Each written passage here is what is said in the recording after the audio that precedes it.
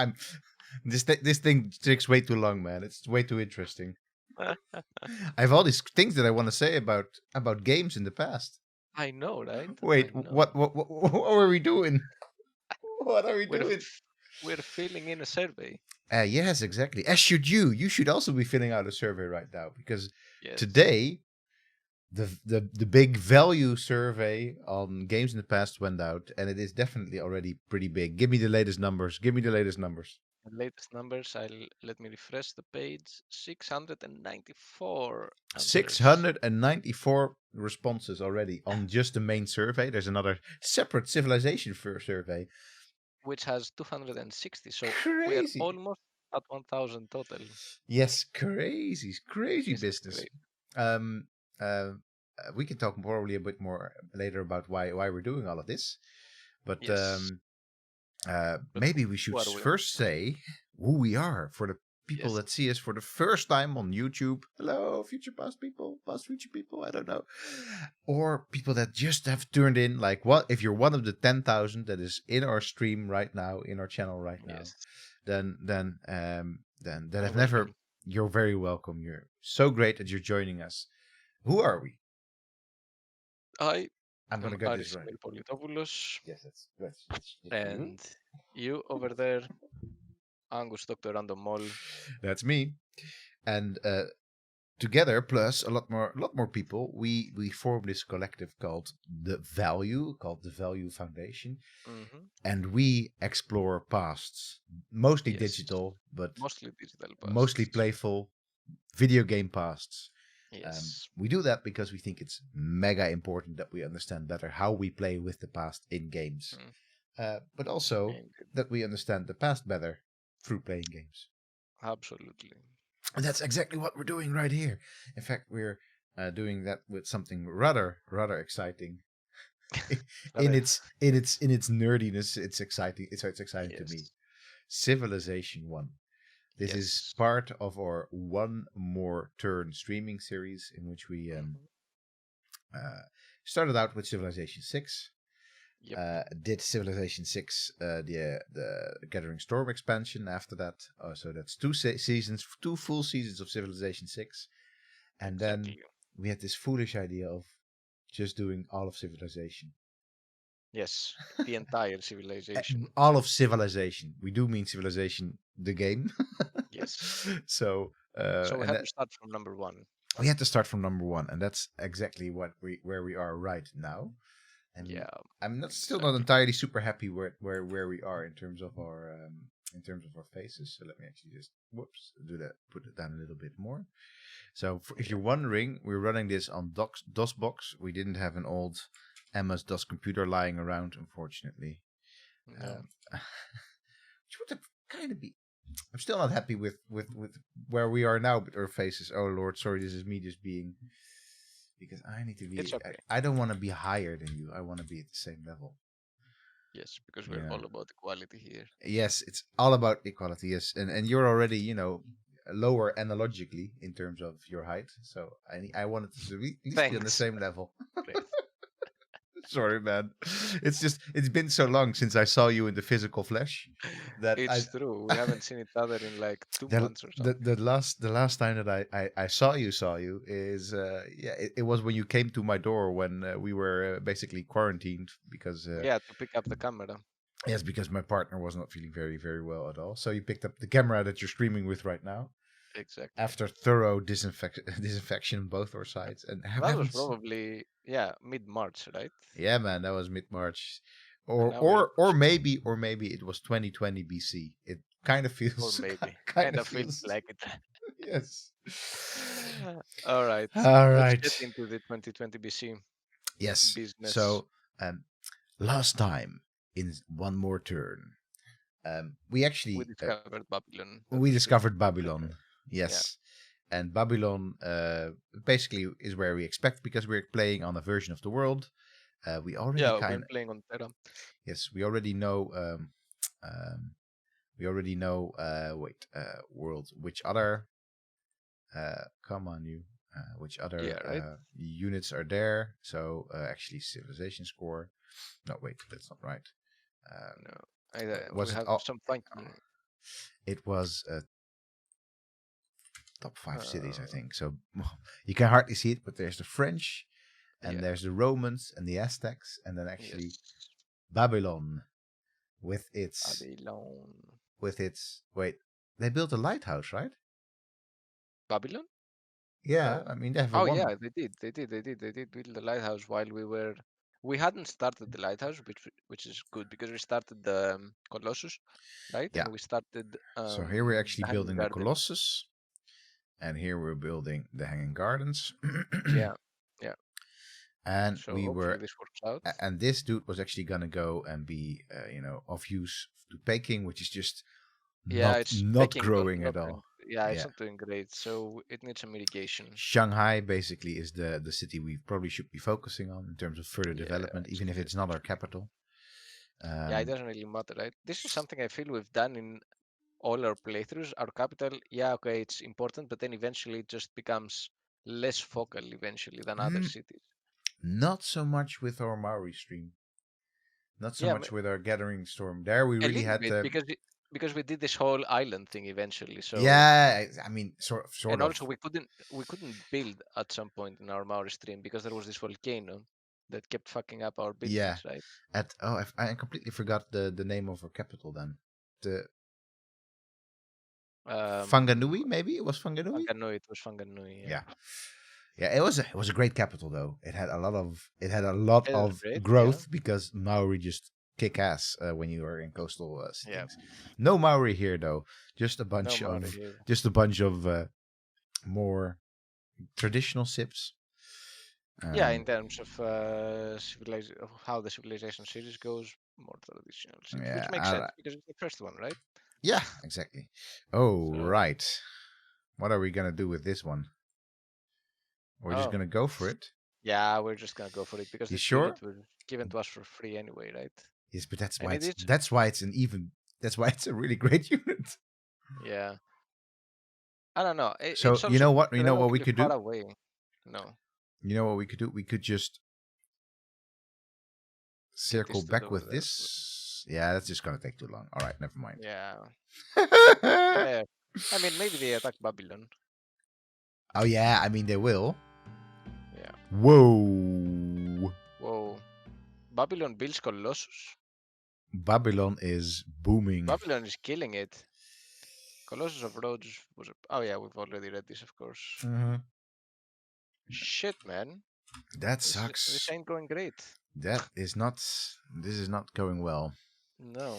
Babylon is just destroying us. Yeah. Maybe the pyramids then? Or the Great Wall? No, Great Wall, because we want to stick to our guns. Ah, that's true. Oh, dear. Oh, we get another civilization. Another one. Why do we get them so often? Fuck. All right. Which civilization advances are required to learn the advanced pictured below? So that's mathematics. That is mathematics, yes. And the question is, which ones are required, right? Yes, so mysticism, I'm gonna guess. No, alphabet, right? Alphabet and masonry. Yeah, I guess alphabet and masonry. It must be. Masonry, or masonry and currency. Alphabet and masonry. It's alphabet and masonry. All right, makes. Currency comes after. Okay, yes. Okay. You have proven your worthiness. May you enjoy a long and glorious reign as sovereign. Yeah, you've already said so, but then we had to do it again. So what the fuck? Yes, exactly. But still, victory. Pick up your mind game. All right. Okay. Game has been saved. That's great. There are so many barbarians. This. They have been unleashed. And it's painful because this was such a good unit. Oh yeah. Well. This entire thing with the barbarians has changed. I feel it has changed so much over the games, over like the series. They're still a nuisance, but they're a different nuisance now. Yeah, different kind of nuisance. Yeah. And I think one of the things that you'll see here is that these barbarians won't actually level up. No. So they're actually they're actually deadly for your like early units, and then they're like, oops, actually that didn't want to do that. Yeah, then eventually they are like nothing. It doesn't really matter after a certain point. Yeah. Guns are running low. Lands near Canton. What? Oh yes. How did they get there? They just put in a little ship. Actually, just a ship in Civilization. There's just a ship spawning on the sea, and they just land. Yeah. Which is kind of good, because if we can, they're gonna probably just wreck themselves against Canton's phalanx over here, probably. Probably. And then they have a diplomat with them, so that actually is cash for us, because we are kind of running low on cash. Clearly. Yeah. I mean, there's always. We've already up to 50%. Yeah. Yeah, I mean this always happens at this point in the game, but yeah.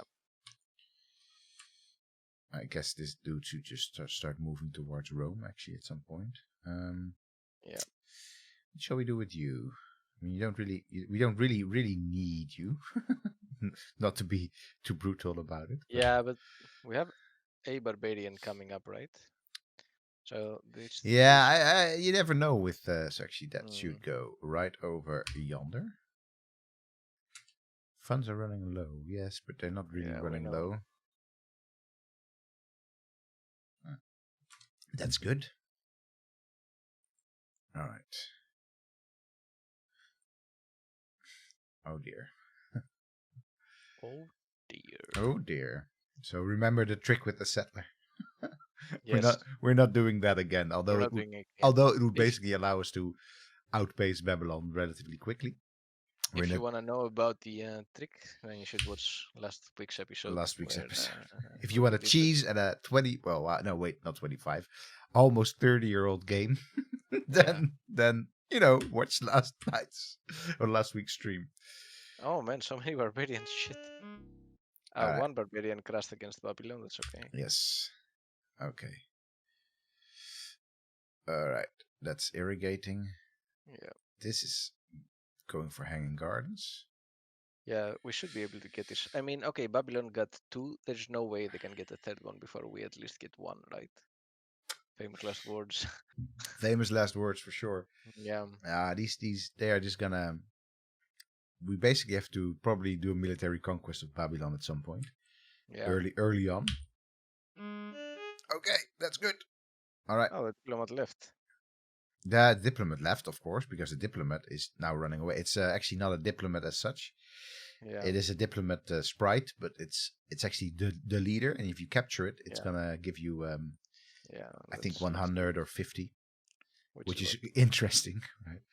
Shall we just? I mean, basically, we're just running around with this one looking for villages.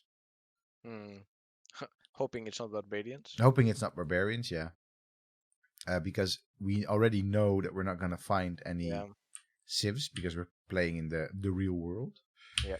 All right. Such an interesting thing still to think about, the concept of like running around to find villages, and they can be either giving you gifts or being hostile. There is no in between situation.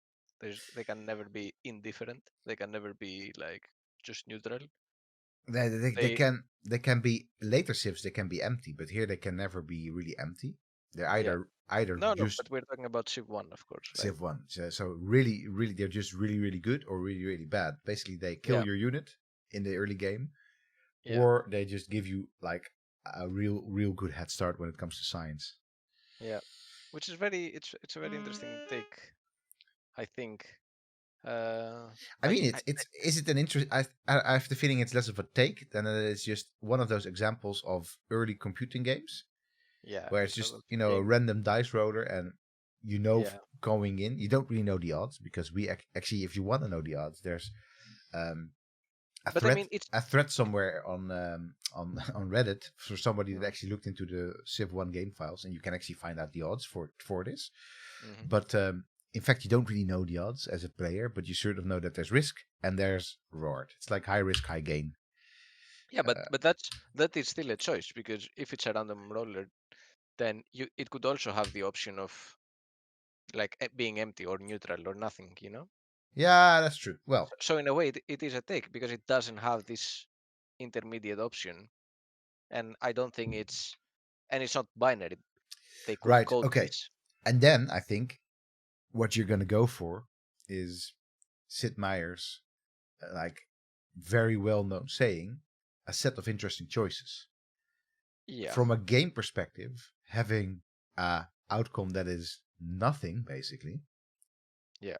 For in terms of game game resources, is not an interesting choice. No, I don't agree with that. So why is okay? So let's first roll the dice.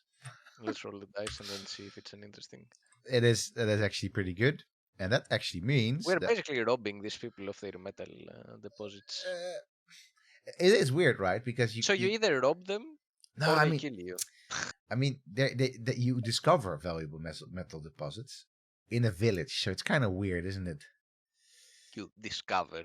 Yeah, exactly. It's just one of those things that there's only one thing that you can think about it. So that actually means we're gonna go down 2 steps in the text ladder because come on you. Oh well, wait. That's actually that's France over there. Yeah.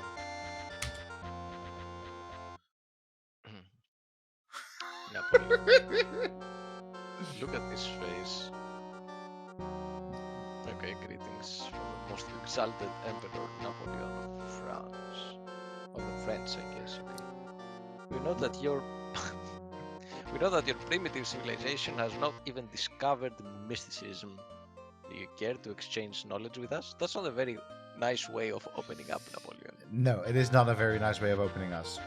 You guys suck. Would you be interested in not sucking? But would you be interested in giving us something? So this is always a sort of good trade-off. Yeah. But it depends a little bit on what he's actually gonna go for. Yeah, but we get to. They take monarchy, of course. They take the highest one, but we will get to outplace them anyway. So in fact, we're not gonna go for mysticism. No, we're gonna get the currency, which is later on. Yes, exactly. All right. Grew. Wait, we're gonna get yes, I will read this, but also we're gonna get out of the like 8-bit, well, not 8-bit actually, Roland Sound Blaster version of the French anthem. Yeah. Because this is driving me absolutely nuts. Sure. I can't hear anything. No. Yeah. So I'm actually gonna get. We can actually still exchange stuff with them. More. Yeah, I guess they can get something else, and then we also get mysticism. I think we're just gonna do it. Fuck it. Code of laws. Take it. Take it. We are the primitives, like. I mean, if Napoleon didn't have anything, it was code of laws. He basically just, his word was the law. So. Yeah. Okay. Okay. All right. Boom. Oracle wonder. All right. We ignore your hollow threats. Ha! Oh yes, this is classic Napoleon. Yeah. We won't crush your worthless civilization in exchange for the secret of the wheel. Yeah, what the F, man? You don't know the frigging wheel? Get no. Out. Get out of here. You have a round shield behind you, man. Yes. Yeah. You're nearly there. You may be worthy to make peace with us. We have prepared now a that treaty. we're not afraid of their threats, they're like, oh, okay. In that case, then we're not gonna realize our threats. All right. Okay, we're friends. So we welcome peace with the French. Bye. Bye, Napoleon. Bye. Okay. So we actually were looking. I think we were going for. Well, maybe we were doing currency. Yes, I think so. Yeah. So. I think either construction or iron working, or maybe trade. Trade isn't hugely good, I think, if I remember correctly. Trade will lead to caravans. Yeah, trade gives. Yeah. Maybe it also gives roads. I think we can't do. No, it only gives the caravan unit. So, not super good. Feudalism is really, really good if we're gonna go offensive right now. Yeah. It's a bit of sort of where do we want to double down I think we're kind of stuck in terms of money. That's why I was thinking we get trade, we get some but really money. no, but really the way that we're going to get more money is by building more cities. Yeah. And we should have really gotten the lighthouse. That would have worked. Yeah. Construction is also good, but we are not really lacking for things to build. So I'm saying feudalism to have this knight as a backup that we could actually build. Yeah. So yeah, I think that would work. Okay. Or ironworking right now to Ironworking also works. aha. In iron, yeah. uh, I'm saying feudalism. Let's go for it. Yeah, okay. Our knights are still clad in bronze. Yeah. So this is a very interesting part of the map, by the way, because basically we have the French and then the Romans just really close together. Yeah, they will duke it out at some point. They will duke it out for sure. Let me actually first take care of some business over here. Wait. What? What? How did this even happen?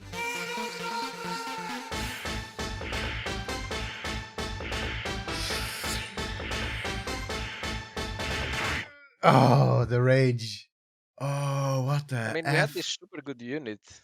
It's good in defense, and it should it should have taken the diplomat for We sure. stood with like the monocle and the Oh, just fuck. chilling and like, yeah, I got this. Oh, I can handle an entire dude. phalanx myself. You have a mission now. Your mission is to kill this Yeah. dude. Go. And there is no other purpose in your life anymore, you warrior. Shit. What the? That really set us back. I was like, oh, this is a sure thing. This is actually gonna net us some sweet cash. Yeah, oh no. This is not going super well, this game. No, it's not going super well. Oh well, that's actually wait. I can't go any classic Civ this. I can't really find the Romans because you can't really just get there. Because Italy is so narrow, actually. Yeah. Yeah, that is really good. It's a bit interesting because if you're playing as Italy in the world map, you can actually just kind of secure yourself.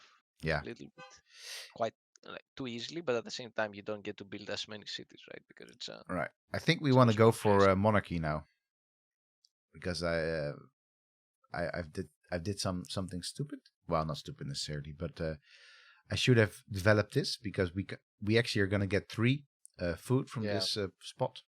So and we can't get 3 food because we're desperate still. So all right, let's.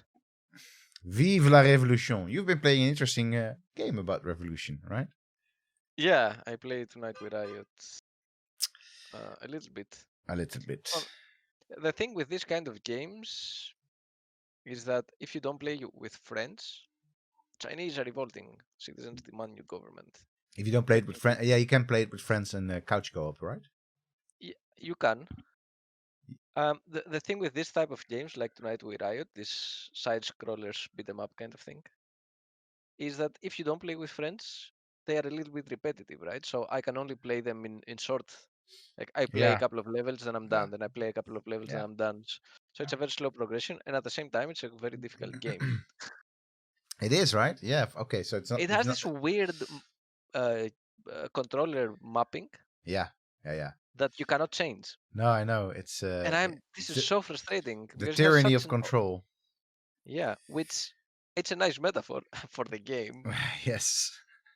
So one thing that I wanted to discuss when it comes to civilization is the fact that you get this as newspaper. You get this as as a revolution, but you can actually get it as a newspaper. Yeah. Right. I think it's in yeah, it's a very American newspaper as well. Yeah, with the eagles. The Eagles, something today. Great. Right? Also, Great Wall damaged. Vandal suspected. There is no Great Wall just yet. There's no Great Wall yet. So yeah, we are building it. These but things. Maybe they damage the construction. You never know. Maybe. That's true. But maybe. I mean, not maybe. But this thing actually always took me out of the historical flow because it just is super modern. While all of the other things are sort of adapted to be, within the times. This is so super modern. But anyway, that's what it is. So the Chinese demand new government. It's interesting as well, right? That this is the case in Civ 1. And, through later civs as well. We will talk about those when we get to those civs. But it's the citizens that demand a new government. So in contrast to Civilization 6 and 5, and I don't know 4. 4 is too long ago. That's why we actually should be playing 4 as well at some point. Yeah. It's always, so what do you want to do now? What so or they say, or people are sort of up for it, right? Or people are okay, are okay with trying. They are excited to try Yes. this new government. And here they're like, no, they are actually demanding. Or they're not even demanding, it's still your choice, but it's your choice to kind of instigate revolution. Yeah, so So, what's actually happening is right now we have a revolution instigated by me. And so this can, of course, also happen because people are unhappy. Yeah. And then they will want a new government anyway. Yeah. But yeah, it's really is sort of their choice. It's interesting, very interesting in how it is. And the weird thing is that this is a very Marxist view of history, right? In what sense? In the Please sense that, explain. yeah, I will explain. Let me sneeze. Let you sneeze. I will let you sneeze. That's not a very Marxist thing. That's something that happens to all of us. Okay, I sneezed. So okay, good. So in if I in simplifying it a little bit too much, but the Marxist view of history sees changes in government as a series of revolutions that will eventually lead to socialism and communism, right? Yes. So this series of revolutions need to include this other type of intermediate governments, which can be, well, capitalism was one of them, right, with the French Revolution, and before that, different types of revolution revol- revolutionary changes happened Yeah. as part of the class struggle, as part of the demand of the people to get back like what they are working for. And so in this case, it has this direct connection between revolution and changes in government, Yeah. and in governing systems, not in government even, just in governing systems. So this is a strictly Marxist view. If you would ask any, you know, kind Yeah. of You scientist mean or you mean you any, mean you mean this is a dialectical view of history, quite literally. yeah, Yes, the Marxist dialectics. Yes, for sure. And of course, it is also Marxist in the sense, as we just discussed, that this is in theory this is not instigated by the elite, by the superstructure.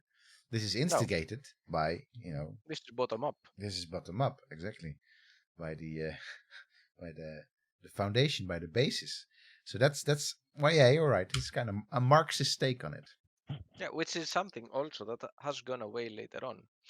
Yes, that has gone away very later on because also it wasn't really as relevant anymore as a in later on as an intellectual current. Marxism is of course very like strong still in terms of intellectually speaking. Yeah, in academia. In academia, but also I'm gonna guess, as some sort of thing that people still think about and actually read Yeah, about in the 80s, not in yeah, the 90s anymore. Like not later in the 90s. That's not really something that even academics are really sort of yeah, doing much with, except in Latin yeah. American archaeology. And But I'm I sure. think I'm not sure if Sid would perceive. I don't think Sid Meier would think of this as, oh, I'm just consciously making this Marxist choice here to No, include probably this not. part. But Probably this must not. have been some kind of like, yeah, probably too like he must have been exposed somewhere to get this idea of, oh, governing systems change through revolution. I absolutely love the fact that um, Our new uh, cabinet is not Mongols anymore; I it's know. Egyptians. Yes, exactly. So the epitome of ancient monarchy, because this actually changes through time. So if you're a Yeah, monarchy in the modern times, it actually is different. It's more mhm, medieval monarchy. The yeah, epitome of ancient monarchy is Egyptian, yeah, right? It's interesting. yeah, It's a very powerful statement, like yeah, saying like all the other monarchies that were there, we don't really care. This could yeah. have It is very very well like, been a Chinese king, right? yeah, Like a Chinese lord. But yeah. no, it is just we're all Egyptian monarchs. We're all We're all pharaohs basically. Egyptian. Yeah, exactly. And I kind of like that. It's also it's. I mean, it's not that they just done some throwaway Egyptian stuff, right? They actually like the hairstyle and the. I mean, it's all super tropey, Hmm. but at the same time, it's definitely there. You know what I So realized we completely forgot is to have a little look at currency. We are, but let me. I want to read a little bit about monarchy. What they say in the book, in the Sure, go ahead. civilization guide, because it has this In the dedicated. 640, like Rome on 640k a Yes, day. Yes. so it has this dedicated chapter to governments. But in this dedicated chapter to governments, they discuss a little bit the gameplay, but they more discuss like the concepts, which is interesting. It is. This book, this guidebook, like probably a good 3/4 or even more of it is just these people talking about history, Yeah, exactly. which is So fun. But all right, that's going a lot better with the city resources now. Very good. All right, let me actually future-proof baking for a little bit. yeah, I want to get to the Romans, but I'm not gonna get there. no, you cannot. There's literally blocking me. And there's also it's Yeah, also gonna be very hard to actually find a way out of here. yeah. I have to. I'm completely blocked.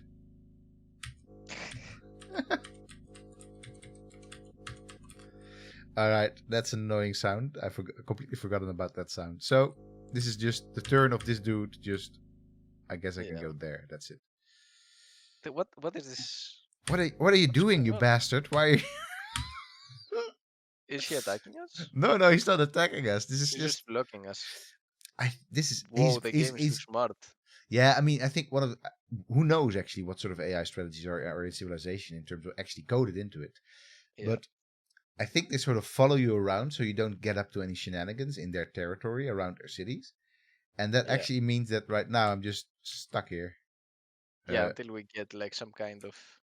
So I'm just gonna, I'm just gonna, Just gonna chill. yeah. Eventually, you'll be able to get in a ship and go, right? No, that, yes, eventually, yes. Yes, very good, Ares, but yeah. Hey, strategy. What did it say? The glorious, we are the happiest Ah, civilization in the world, but we wouldn't know because we don't have any embassies yet, so we can't really compare.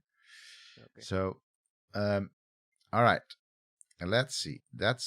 Yes, that's better. So baking is actually going to grow real quick. That's neat. Yeah. So I'm going to future proof it a little bit more. So uh, Hills. so Hills. production 0, but 3 with mining units. So we're actually going to build a mine on here. Mm, nice. Yeah. End of turn. Actually, is that dude? Oh no. The Is he out? barbarian. He's out. He's out. Damn. I think he's out. Well, I mean, still, it's good that this dude is now back because Because we kinda needed defense. although actually, nowadays of this is such a typical Civ 1 moment is I completely this is the stuff that I forgot about. Like how the computer can literally just sort of act, it's like a griefer, like a grief. Sometimes the computer is Yeah. like a total griefer. Yeah. All right. That was my thing as a kid. All right. So Blaming the console for my losses. yes. So well, this granary It's getting there. How about our wonders? they're not they're just taking a long time. Yeah. Um Shit. yeah. Ooh, will I do this? Yeah, No. because we need to start working on a settler. A Alright. set a We're settler gonna be unit. low on cash, but okay. Yeah, but we need to otherwise we're not gonna we need to have we actually need a phalanx again here and then we need to go for a Yeah. settler. Or we Right. could say that we're gonna just hang out with this dude, but it's kind of risky, just a warrior. Funds are running low. We know. We We know, know. lady. We knew all along. Such a pretty little granary. It is. We It talked reminds me about of the straw stack in Dawn of Men, actually. it. Yes. All right, phalanx first, and then Yeah, only 5 turns. That's okay. that's okay. Yeah, exactly. um, frigging diplomat. Yeah, you know what? He's really not there anymore. So No, he's not there anymore. you just go and you're just too late. I sort of thought that they would hang around for a long time if they sort of got themselves in a corner, but apparently not. But no. No. Okay, so baking is growing and nicely and neatly. Let's have another look at the survey numbers. 730. Oh, nice. 730 people talking and thinking about, well, talking to us, but not talking. Although there was some good discussions on Reddit. You know, There was I'm just gonna play a little bit and you talk about the survey. So we've been back in 2016 when we formed the Value Project back then, or 2015 we formed it. We decided to, as a way to sort of raise awareness about the concept of video games and archaeology, to do a small survey at the Faculty of Archaeology in Leiden and see whether there is interest in that topic. So we surveyed both students and staff members in asking them whether they play games, whether they enjoy games that include history, whether they believe that games that include history are useful for like education, these kind of questions. It was a relatively small survey, but for it covered a good size of the faculty. So we had 169 response. Then in 2016 we published this as a paper, and since then we've been thinking about doing a bigger survey. We never really got into that. We were busy with other projects, with making the foundation, with the Minecraft and so on. We were Um, definitely plenty busy. we were plenty busy. But now that we had this, Now that we're got not busy at all. now that we are, yeah, no, but now that we got Omar, who was an intern, and now he's not Omar the intern anymore. Um, how how fast they grow. yeah, how fast they grow. Um, Part of his internship was to design with us this survey, so we had an extra pair of hands to help us out design this survey. Um, Came along a student as well from the Faculty of Archaeology who wanted to do a thesis on civilization, and he also wanted to do a survey. So we sat all together and designed the survey on the experience of the past through video games. And Because that's where we're gonna have a cliffhanger. cliffhanger, yes, Chinese Um, wise men discovered the secret of feudalism. yes, That's a very interesting choice of art there. for sure. And actually, it for a long like it that struck me the first time that I played this game. I was like, that is actually just a peasant in the fields, just Yeah, in the wheat field, just the gathering. wheat fields, just literally bowed down for the symbol Yeah, of the lord, the symbol of the feudal overlord, the yeah, castle. And it's yeah. also it looks kind of bad. This once again It's this not their greatest piece of art. no, and you can hardly recognize the fact that this is even a person bowing down. You Talk, talk, cannot, talking you about cannot. persons and bodies. This is, I think, like a super important representation of the body in. Yeah, There's oh my god, there's gonna be a whole chapter. There's gonna be a whole chapter in our book about bodies and civilization. yeah. Now it has to happen. It has to because it's just. I mean, just in general, I think if you're into body theory, bodily gestures, Yeah, like the way that sit or the Chinese wise men actually stand, like with their finger like uphold, yeah. so Ah, and then their hand outstretched, like look at this, like listen to us, yeah, look at this. yeah, It's oh my god, it's and then of course the dress, and then we're looking at this bowed down, very white yeah, peasant. yeah. Absolutely great. Okay, What is so interesting with Sid here that we well didn't really notice before is the fact that he wears this chiton, right? The ancient Greek chiton, but inside he the wears a toga, long you mean? sleeve. Yeah, Yeah, he wears a long sleeve on the inside, like yes, a proper tee. yes, Like he clearly was not particularly comfortable in him only wearing the toga, yeah. which is interesting. It's another discussion. Again, it comes up a little bit in the discussion of bodies. All right. I haven't made it so far in the Macmillan World History Fact Finder, but I'm first going to read this, and then you're going to read what they have to say about this in 640k Rome on 640k a day. So this is a very particular angle to go for with feudalism again. Mm-hmm. In the unsettled times that followed the collapse of Charlemagne's Frankish Empire, a new social and political system arose in Europe called feudalism. Derived from the concept of monarchy, it was a hierarchical system where each succeeding stratum owed allegiance to those above. This is not. This is just a hierarchy, right? This is just what it is. Hierarchy. Any hierarchy. Any hierarchy is like that. Yeah. At the bottom were the serfs who worked the land for the lord of the local manor. The local lord in turn managed the land for the lord above him, and so on to the king, who actually owned all the land. The people at the bottom of the hierarchy were protected by those above, and in return served their masters. Feudalism led to the code of chivalry and the mounted knight. Wow, the people at the bottom of the hierarchy were protected by those above. Yes. that's not a very Marxist take. It's the kind of protection that mafias offer to Exactly. nightclubs, right? They're Exactly. offering protection from us. From from people like us that otherwise would, It would be a shame if something happened to your Yeah. beautiful field and daughters and village and Yeah. Yeah. All right. You let me know what Okay. Alan So Emmerich has to say interesting. about this. Wait, Alan Emmerich? No, that's not right. Yeah. Alan Alan Emmerich. Emmerich. Yeah. Okay. Yeah. Sorry. Yeah. Johnny Wilson. So it says here feudalism, as Orson Welles noted in his outline of history.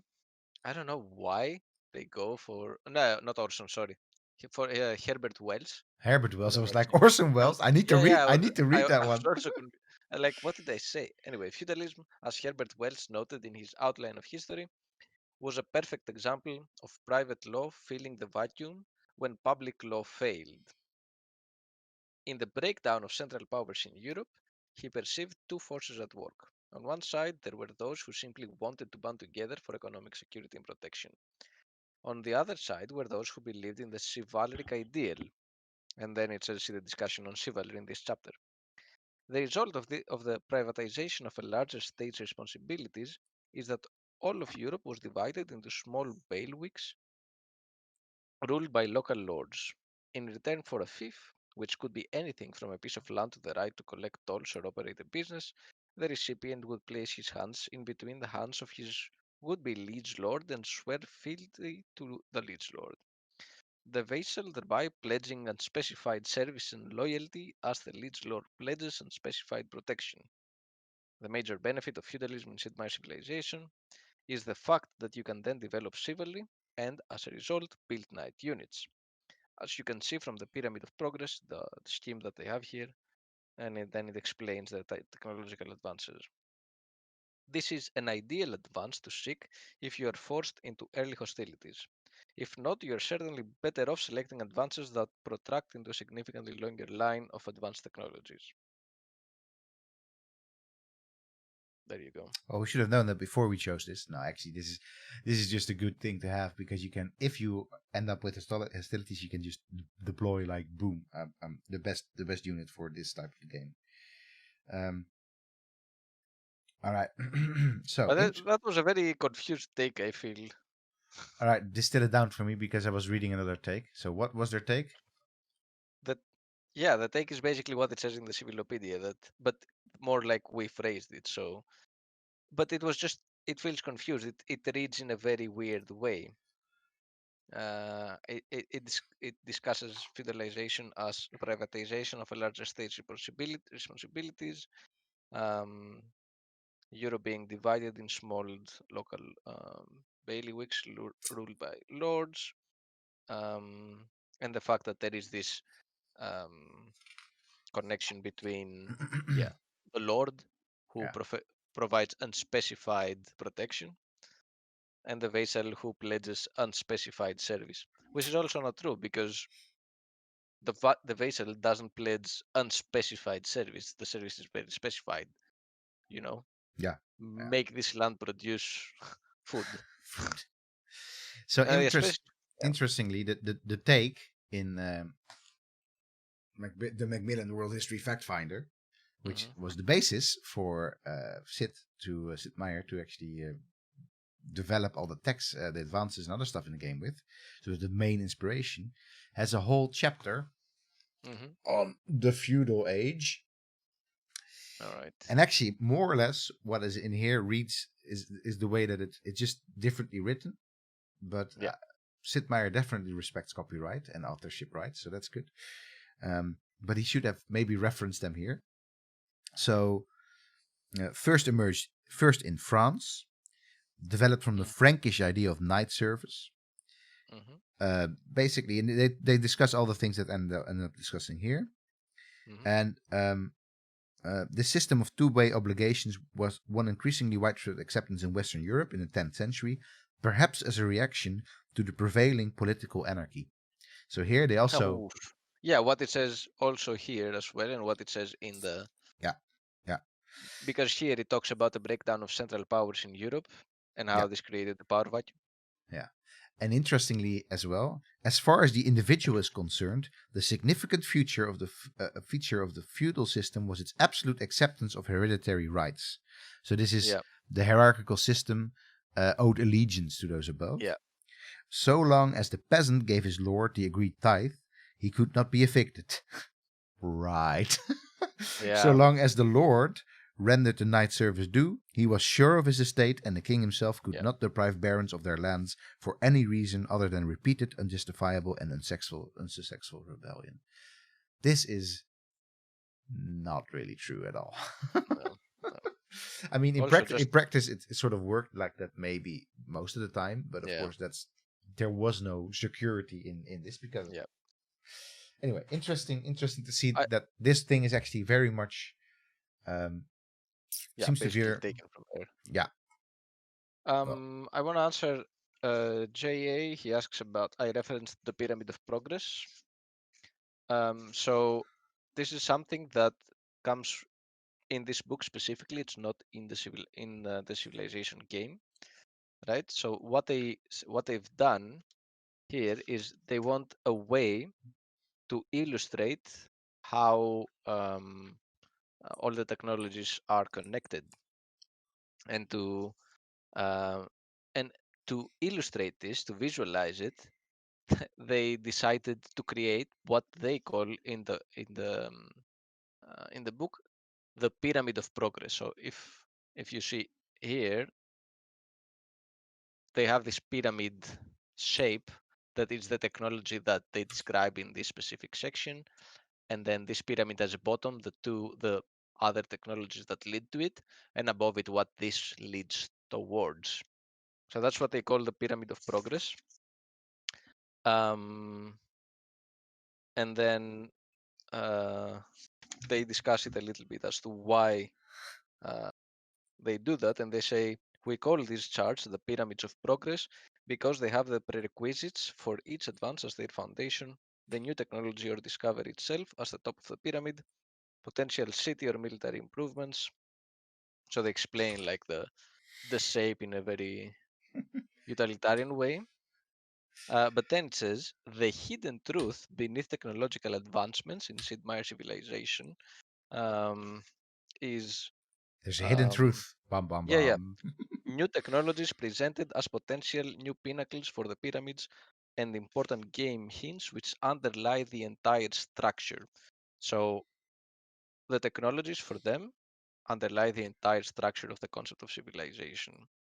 Those continuing advances, which have their prerequisites in italics, indicate a special opportunity for speedy research. And then they explain more the thing and some of the technicalities. So for them, the entire structure of the game of civilization.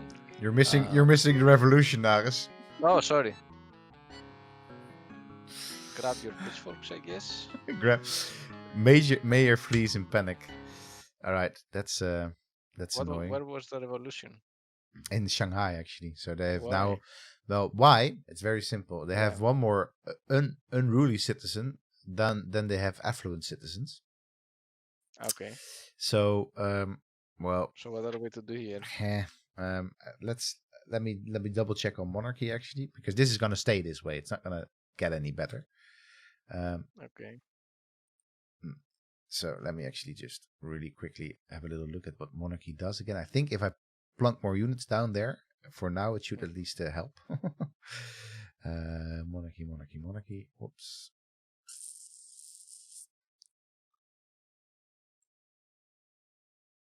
Okay. Wait. This is the advanced then, of course. That's not it. So I'm looking for the what actually the government does. Miscellaneous. So over here. Military units in city decrease unhappiness. So okay. Okay. So we need to do that. Too bad it wasn't televised. Yes. Well, it was televised. Right in front. Yes. All right. Right here. I think. Well, we will need to build ourselves another unit sometime soon. But I guess we can get away maybe with moving this unit over there. It's gonna be a bit tricky. But I guess that's just the best way to go for it. And we need that hanging. We need those hanging gardens real soon. We do need them. All right. You go. Funds are running low. Oh dear. Yes, I know. Oh, Peking. Oh well, no. Sorry, Peking is actually also rebelling. So, oh no. So civil disorder everywhere. Yeah, this is the moment in the game where you get this a lot more than in other. So this is actually the most difficult part of the game to get right. But this is also another interesting difference between later civilizations and this and the original. The concept of like revolt in your cities and unrest in your cities. That here it's very clearly visualized. Yeah. While in 6 it just basically does not happen, right? No. Or doesn't. There are points where cities can just break free, and then they are free cities. Yeah. But of course, being a free city is so bad, so they have to be occupied by someone else. Exactly. But here you do see like that the people have some kind of agency. That the people are like, no, we are actually revolting, and you see them revolting. You see them being like, it's a big deal. It's like like quite literally a cutscene. Yeah, it is a cutscene. So this is part of like dreaming around politics that in a way it's interesting because originally I think they were not particularly conscious about political decisions. They were just developing their games, and then like Sid was probably having a ton of fun developing this game, so they were not conscious about Well, conscious. about their politics they were basically saying there is no politics in there, or there's nothing in here that sort of should remind you of politics. No, so but yet let me actually they put this kind of like revolt here, right? So this is interesting. The fact that they were like, no, we're not really about politics. We're not even talking about it. So the revolution is there, and that's fine. And now that they are actively trying to disengage from politics, they are actually removing the revolution. Yes, yeah, it's true. That's the way to do it, is to make there is no revolution. What revolution are you talking about? There are no unhappy faces in our empires. It's just exactly. it's just the production goes down. Production goes down. Yeah, people need more amenities. Like, exactly. What does that even mean? People basically need more. Well, luxuries is quite literally what it's called right here. Yeah. Luxuries tax. Yeah. Well, you get a luxuries tax. What is why you actually get more luxuries for some reason. Yeah. So I just also want to point out the absolute sort of division, the class division here in Civilization 1. For sure. With the happy citizen being an affluent citizen. So that's what happiness quite literally means here. Somebody that's just is richer, better clothes, the blue, the royal blue almost, the fur trimmed coat, the feather on the hat, rings even, and all sorts of other golden adornments. Yeah. And then you have basically the workers, the rest of us. They are the workers. They are not, they're quite literally, woman the shopper and man the smith. And then you have basically the rogue, the villain. That's not is not somebody that's unhappy or like down or like oppressed. No, they're actively, effing around with the social order. They're just literally come knife branded up Yeah, they down. have not real purpose. It's just about making noise, right? It is just about making noise. It's quite literally about tonight we riot, and we don't do that just tonight. We just do that. That's the quite literally what we are as citizens. Yeah, and then you have the entertainer as well, which is also interesting. And that's Which just is Elvis all the way through right now. yeah, this is just Elvis. Exactly. Which is really interesting. The fact that they modeled him after Elvis, like the pure entertainer, the image of the entertainer, even though even at 1991 Elvis was already behind. So that's actually what I think is a nice statement about how old school Sid Meier is in his music choices, or Bruce Shelley, who Yes, for knows? sure. Like Let's make, you know what, Elvis, man, Elvis. Elvis. That Who was the who is the iconic pinnacle. entertainer? Yeah, That was the pinnacle of civilization when it came to music, which is yeah, something that you can actually see in later civilizations as well with rock and roll. Rock and roll is still the thing that, and even rock is still the thing that is the one thing that is pushed as the cultural thing, the cultural music thing in civilizations is yeah, always rock. It's yeah. It's rock and always rock. roll. It's the rock It, band. yeah, the rock band, rock and roll as a world wonder. Yeah, Uh, it's yeah, not pop. it's not It's not pop. It's not jazz. No, it's not. Cannot be jazz. Come on, cannot be and judged, of it's course. not. It's not like electronic dance music. No, it's just It's rock. also mainstream rock here. It's not like heavy metal rock. No, just No, of course not. But it really is, I think, interesting and speaks to both because there, right, right at the beginning of the 90s is when rock and definitely metal, but also rock in many ways, was perceived as this thing for all dudes. And then you had other new genres popping up. You had the surge of hip hop, you had the surge of grunge, right? And old school classic rock and metal were kind of, yeah, it's we're not kind of over this. it's not what the cool kids were doing basically. No, exactly. Yes, But then Sid was like, no, I'm a rocker. I'm a rocker. Yeah. Well, I mean, who knows if Sid was the one that put this in there, but let's presume that I am presuming that it was Sid. yes. All right. Anyway, cool. I mean, there's just so much information in these splash screens, so it's just cool to just Yeah. wait for a moment and just. This is like a horrible situation. We actually have to like start irrigating like well because um Or maybe we're drip basically system. we're basic. Well, we basically have to. No, let's not do that. Even it would be sort of good for us, it wouldn't be good for our research purposes. Yeah, for sure. I'm gonna drag you back down. Whoops. All right. And Rock me that's back me. down. Dragging you down with me. All right. Um, In the meantime, we have 756 responses in our survey. madness. Madness, absolute madness. If you haven't done it already, go do it. All right.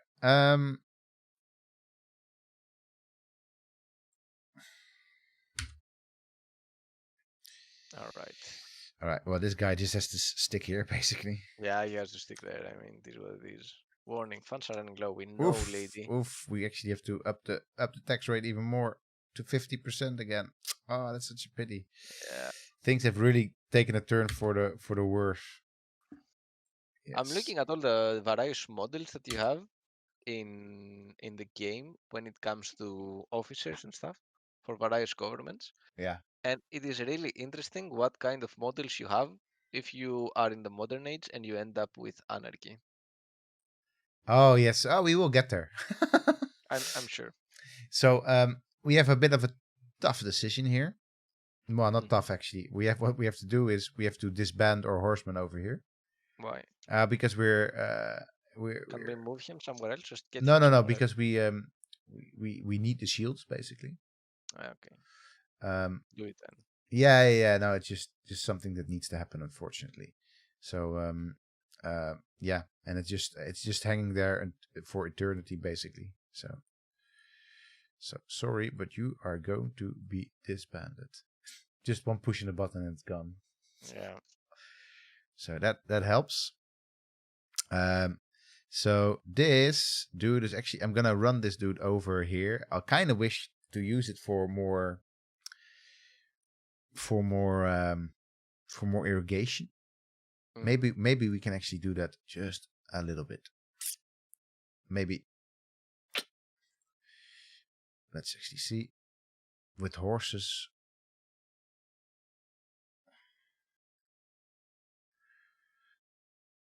Horses, food, 2 with irrigation unit, production. All right, nah, I mean, we just need to, I guess We need something better, right? And this is a really good square for us. Okay. So because now it doesn't really, so now it doesn't really. You will be the judge of this. Yeah, it's a really good square for us. So we actually should just take it. All right, I'm just going to go for it. It just needs to happen. Yeah. Finding a village and some valuable deposits would be really helpful right now. That would be what we need. Some freebies. Yes, exactly, some freebies. Just give us some freebies. All right, so you get to go there and irrigate. Irrigation is so, well, I wouldn't want to say overpowered, but it's so necessary for Civilization 1. Yeah, it's much something way more than another. All right, are you ready for a freebie? I am ready for a freebie. Well, that's good. Okay, it is still a freebie. It is definitely still a freebie. Now, advancing. Okay, you ready? Wow. Yeah, go ahead. Advancing beyond the use of mud bricks and mortar to build homes and walls. Ancient engineers responded to the need for stronger, more elaborate structures by developing new techniques and skills in construction. The preferred building material became stone. These new skills made possible the aqueducts, city walls, palaces, temples, bridges and roads that still stand today in many places. Testaments to the ancient builders. In Civilization, construction allows settler units to construct fortresses, which, who cares? That's really not very important. This is such a painfully Western view, and such a painfully classical view of antiquity. Because mud brick, in the sense that it completely disregards the concept of mud brick architecture as something so almost pitiful, right? Because if you can build with stone, why would you ever want? Why would you ever build with mud brick? Yes. And in fact, actually, there are a lot of reasons to build with mud brick. There even are a ton today. of reasons, and plenty of if you go in villages in the Near East, they are still building with mud brick, and it's quite durable. Yeah. Even mud brick is it is quite. They're using mortar and mud brick, and things work. Yeah. Things just work. That's just how it is. I mean, in fact, there's a lot of it's very sustainable to build with mud brick. It's very sustainable. Yeah. It doesn't. You don't necessarily you don't exactly run out in the same way that it happened with stones. It required less work. It's also very good for earthquake protection. Brick. Yeah, of course. And it doesn't ancient civilization would build walls not completely made out of stone, but completely made out of mud brick and infilling or just pure mud brick because it was so durable. Yeah. So this is a very clearly something, and it's interesting that behind the image of construction is not stone. It's not stone building. It's just a skeleton. It's a skeleton of a steel skeleton of a house. Yeah, with a very white hand holding a hammer. A very white hand holding a very hammery hammer. Yes. So yeah, I think that's such a poor entry here. Also, because what does it suggest? You know what I like? What I like about this? What I like about this actually is that they clearly make this larger call to the skill of people in the past. I mean, they do it by people that built with stone. So this very classical idea of stone is the thing where it's at. But they do, it was very reverent of what these people accomplished. Yeah, sure. But it kind of implies that anything before it was not. people have been building with mud brick for millennia. Yeah, for sure. So Construction is only this thing that becomes when it becomes durable in the modern sense. Yeah. Which is also interesting because modern constructions, especially American ones, right, with these almost pre-constructed houses, are not durable at all. Oh, that's very true. So this particular prefab house that you sort of see here is, I mean, it's Yeah, not this is necessarily, not very durable. it's not very durable at all, most of the time Yeah. anyway. Sometimes it can definitely be, but most of the time it isn't very, very durable. So the thing is, construction is mentioned in the Macmillan book, Macmillan World History Fact Finder, a couple of times as an actual concept, like construction of this and this started, but never it never really talks about construction as such, like the way that. So there's not really anything that. Maybe later on I'm gonna have to actually have a little look. Because I haven't finished the entire book. I'm now going through, just putting post-its, every single thing that maybe looks alike. But all right. So it has this very interesting entry here, though. All right. Read that entry, and I'll just keep on playing for a bit.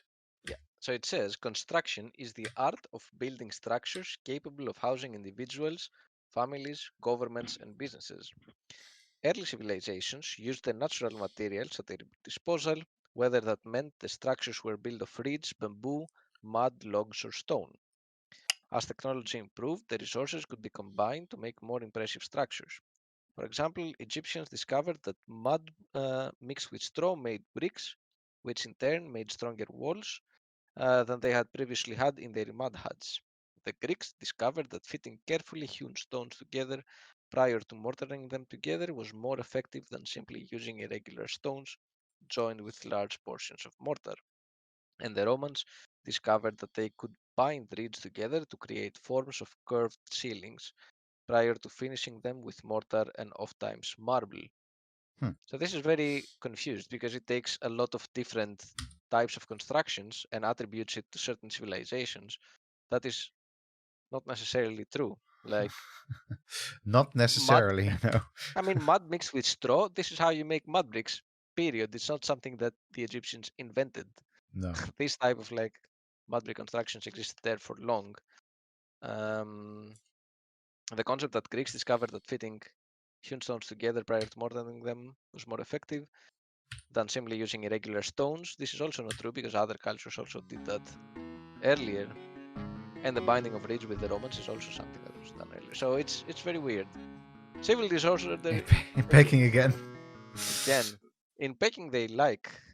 Well, actually, unrest, yeah. So basically, when the city grows now, it just needs.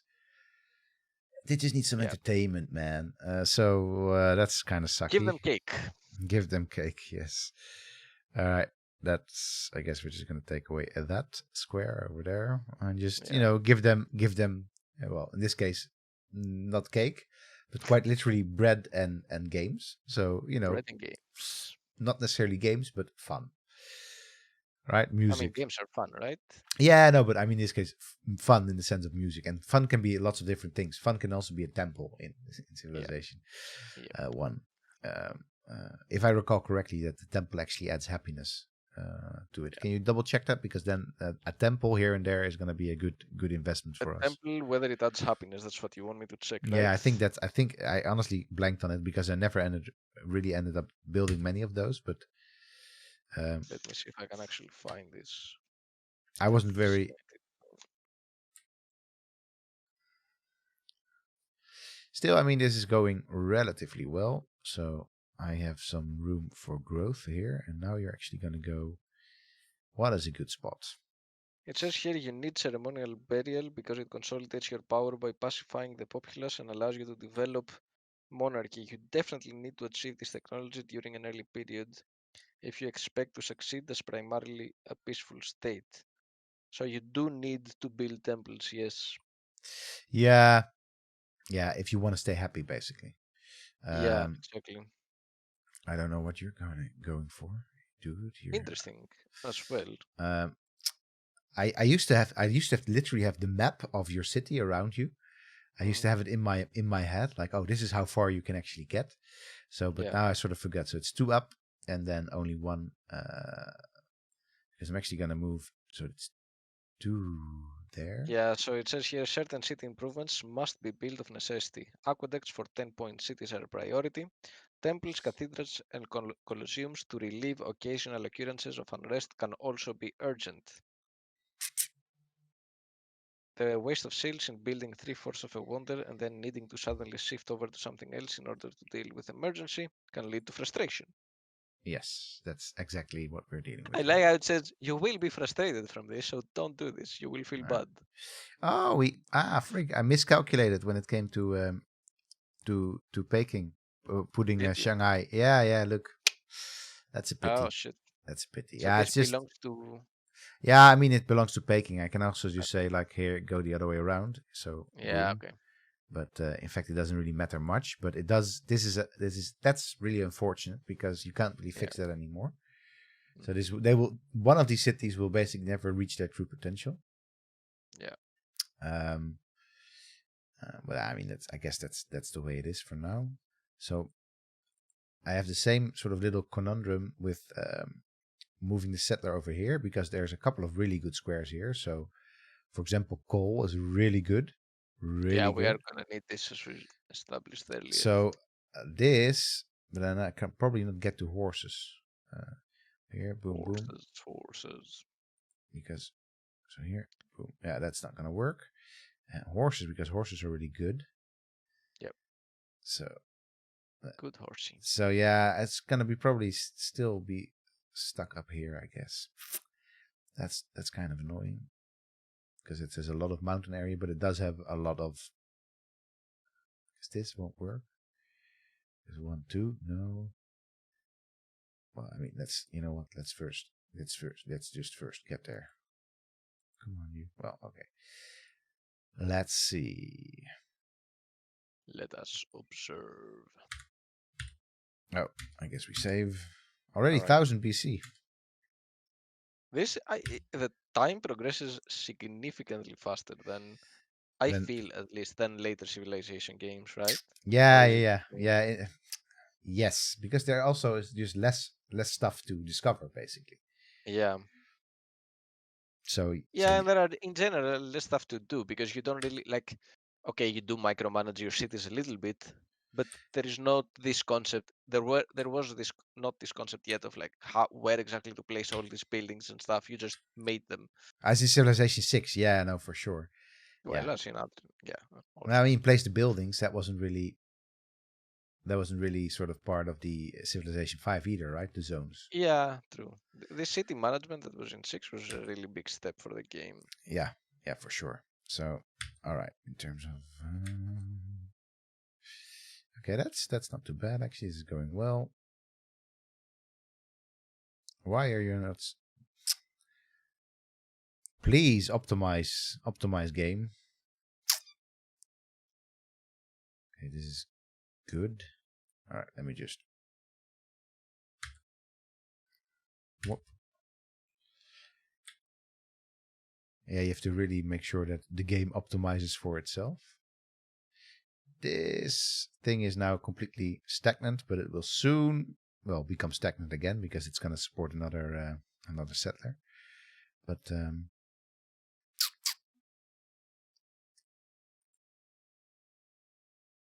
we also got some good support from the anarchist archaeology community for our survey. Shout out to all my anarchist archaeology colleagues. Oh, nice. Very good. All right, let's see. So this has to be the spot.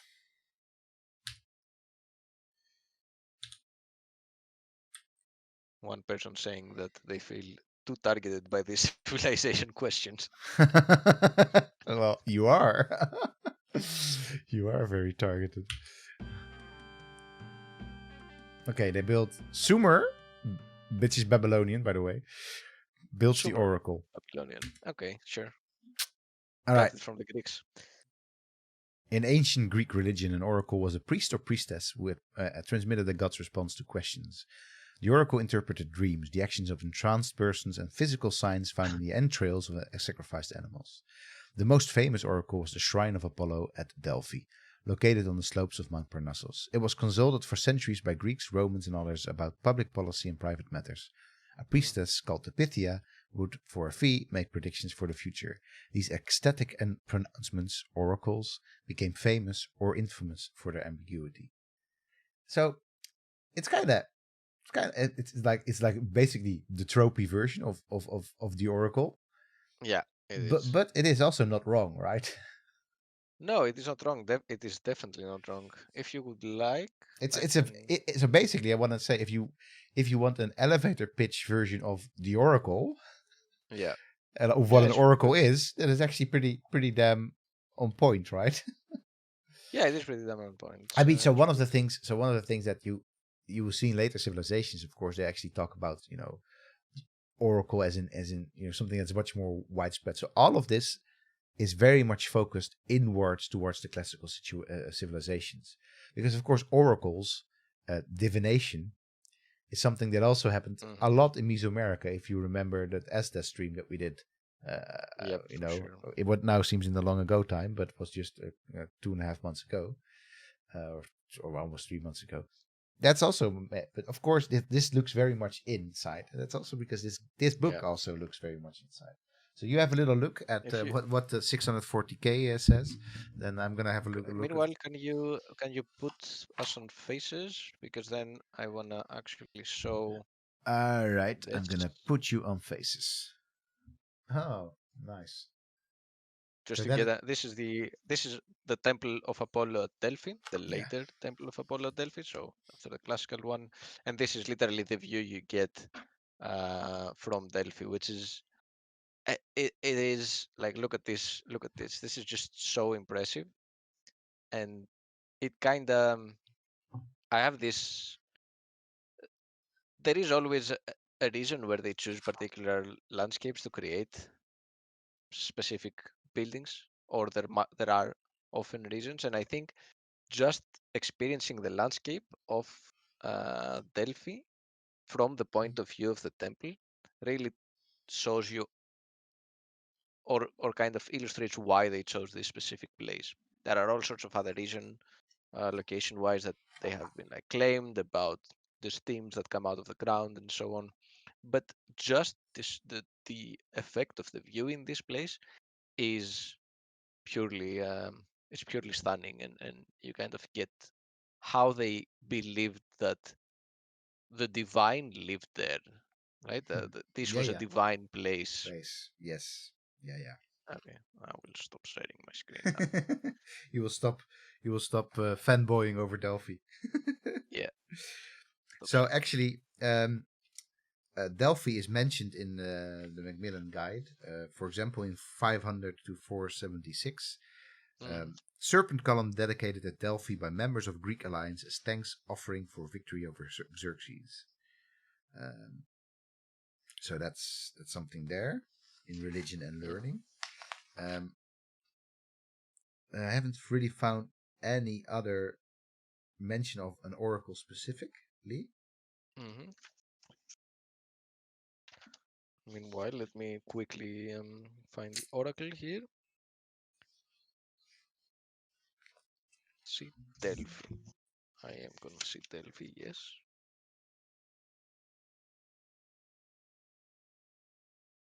$3.12. All right, the Oracle of Delphi. Are you ready? Yes, I'm ready. I'm listening intently. Greeks and barbarians alike sent embassies to the Temple of Apollo in Delphi in order to gather wisdom from the gods, because there are, of course, the Greeks and everybody else. Yes. Yes. Ancient sources tell us that the temple had 3 priestesses, each over 50 years old, who functioned as mediums for the sun god. At the time of the divination, a gas is reputed to have been released from the basement where Apollo had allegedly slain a python, and Pythia, the pseudonymously named high priestess, would go into a trance. Pythia would inhale the gas, chew on narcotic laurel leaves, and begin to mutter unintelligibly. Priests would then translate the message from the gods to those awaiting divine instruction. As Will Durant noted in the Life of Greece, In most cases, the voice of the oracle harmonized melodiously with the dominant influence in Greece. The suggestion that the divine instruction dispensed by the priests may have been influenced by the established power structure fits well with the function of the oracle in Sid Meier's civilization. In the game, constructing the oracle doubles the number of unhappy citizens who are converted to contentment by the presence of the temples. It makes your temples twice as effective and underscores the role of appeasement given to religion throughout Sid Meier's civilization. Nice. Which is a very interesting observation. It's a very interesting. It's a very interesting It's a observation. very spot on observation, I feel, as well, when it comes to civilization. Yeah, yeah. So this does. So one of the things that we are not very proficient at is actually discussing the role of religion in civilization. It's also one of those things that is a bit No. Because we're both not very religious people.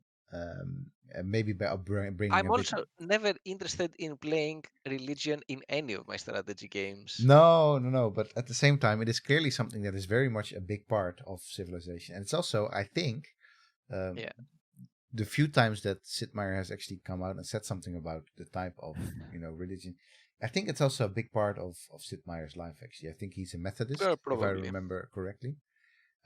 So he's a part he's a religious, well, not a religious practitioner like a priest or something like that, but he's actually actively participating in the religion at this time probably already. So it's one of those things that just feels a bit for us a bit harder to actually sort of place in the game. Yeah. But yeah, clearly it has this role of appeasement in the game, because Yeah, which it's interesting because even like, okay, we don't know Sid Meier personally, whether like to what extent he believes he's like a very religious person. Also, one of the things that's interesting, by the way, we're talking about religion. Temples make you happy, but until you actually find religion, then any temple basically is like not worth anymore, and nothing worth anymore. When the oracle is nothing, doesn't work anymore, because then there's religion all of a sudden. Now of course, the idea of religion and oracles doesn't sort of fight each other. I don't think so, actually. Because that's not true, because of course within Christianity there are also not oracles but prophets, right? Prophets, yeah, exactly. And there's all sorts of and other also post Christ saints that have made prophecies. Yeah, that are exactly. still considered saints by the church. As I said, I'm not an expert, but I think quite literally there have been saints that have been canonized because they made prophecies. For example, they had the gift of prophecy. So definitely in the Greek Orthodox Church. Yeah, I'm not as familiar with the Catholic Church, but in the Greek Orthodox Church. So sure. It's an interesting little statement, but one that we are not very equipped to deal with, basically. But what I find interesting is that if Sid Meier is a religious person, yet he clearly understands the role of religion in governing. Yes. Like how you can exploit religion to govern that is a clearly population. The case, yes. Nanking. All right, so we've built a Nanking. So Nanking is going to have a bit of a... This will be a... oops, not city walls. Phalanx. So, this is actually a very good square for Nanking. So that's neat. Nanking, it will have... Well, actually, this is probably going to be quite a good city for the mid game. It's going to grow quite well. It's never going to reach mega proportions, but it's going to be good for production for sure, which is good because that also is a city quite close to, or closest so far to our friends over there. So that's known city for being a place of massacre by the Japanese. Yes. In one of the Sino-Japanese wars. Yes. Yeah, that's very true. All right. Quickly move to the horsey over there. Canton build settlers. So I just built that thing just quickly enough for the settler. Oh, but they didn't. Now they're gonna grow again. Oh, this will be a bit painful. Oh, I didn't calculate this correctly. I keep on forgetting that the oh, that sucks. How are we gonna do this?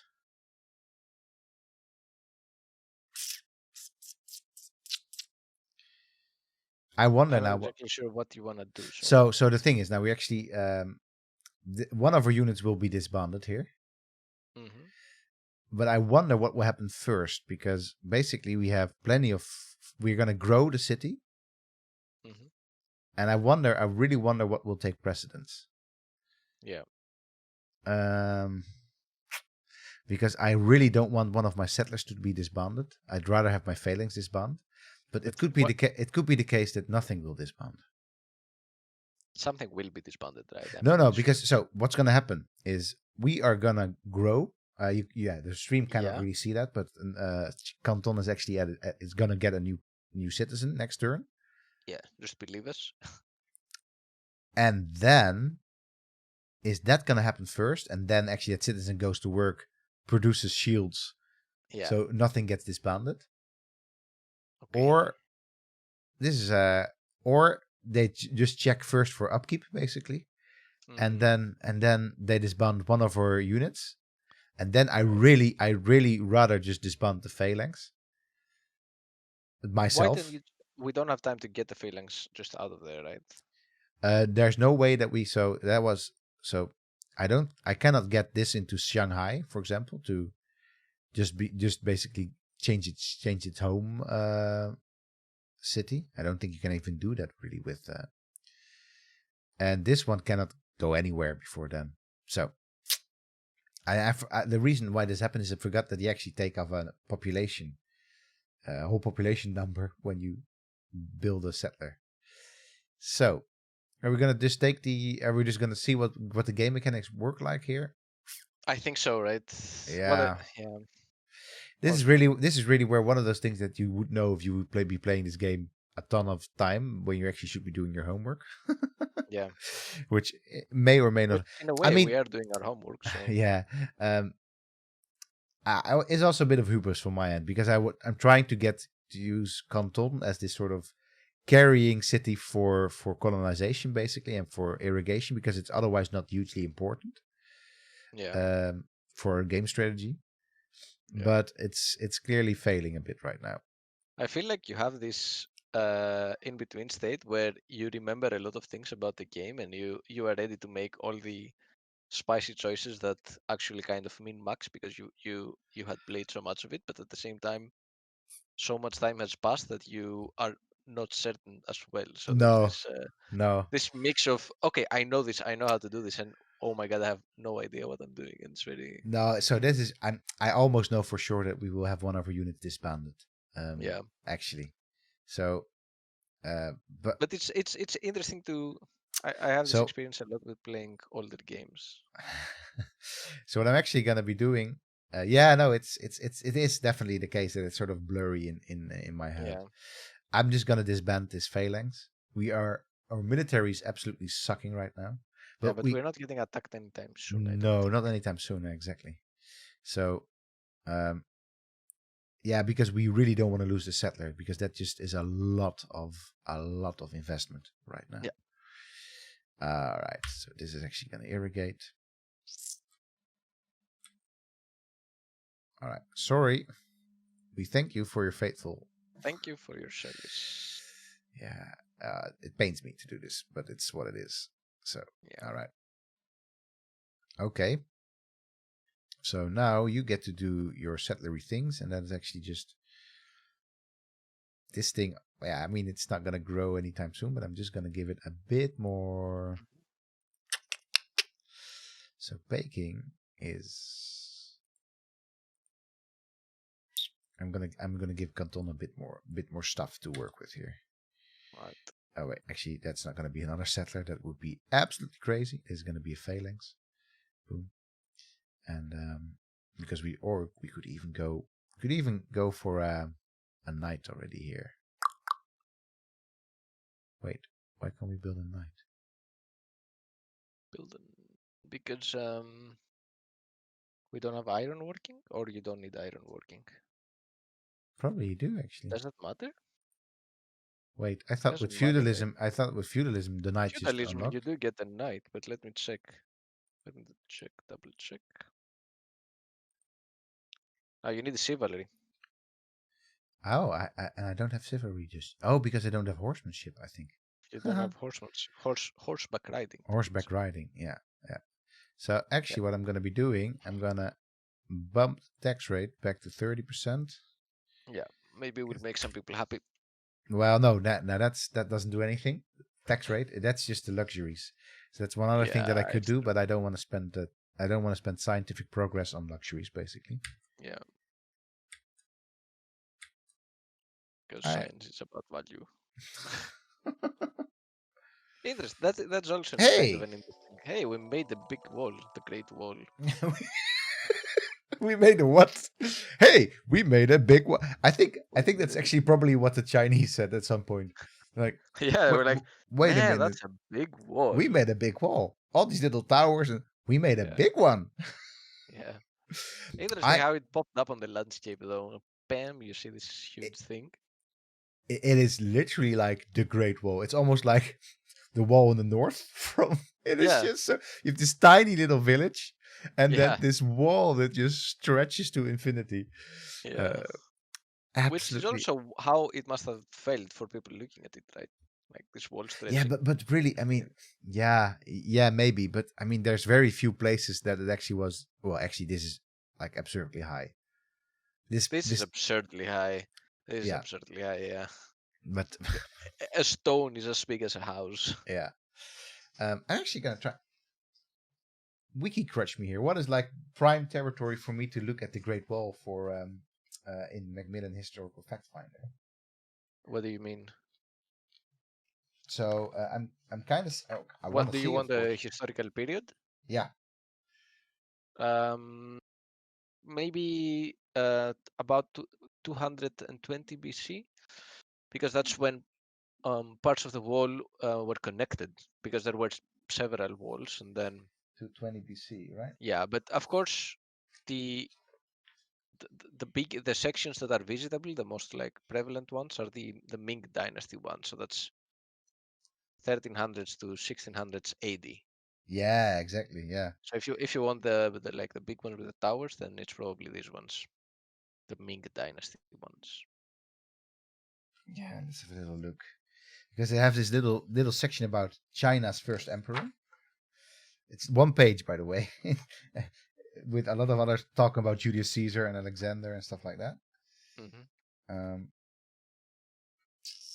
Cities and social developments. We've basically sort of gone beyond the. I don't think that 1280. I don't think we'll see the Great Wall pop up here. I don't think so. No, it's later. It's 1300 AD to 1600 AD. All right, let me see.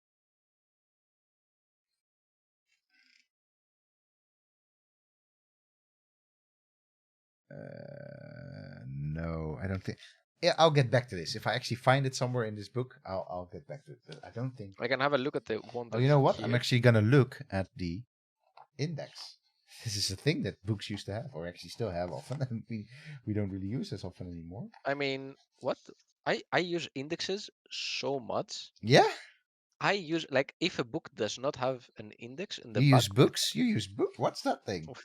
What are you? No, but if a book does not have an index, I am seriously pissed. It's when I'm like researching stuff, indexes are the first thing that I look in books. All right. I found it, by the way. The book actually points to 221 to 10 BC. So what I said in the beginning, right? Yeah. The Kishin Kishi Huang. 28. I guess. Yeah. Check it out anyway.